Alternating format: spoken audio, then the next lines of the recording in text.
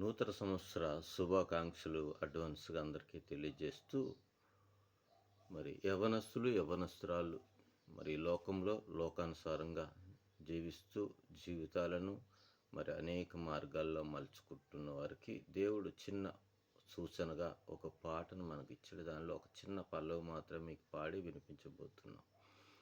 విలువైనది నీ జీవితము, బహు స్వల్పకాలము.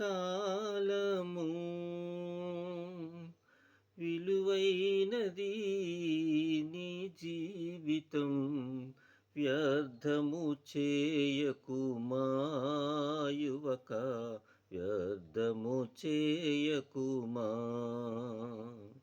బహు విలువైనది నీ జీవితం, వ్యర్థము చేయకుమా యువతి, వ్యర్థము చేయకుమా.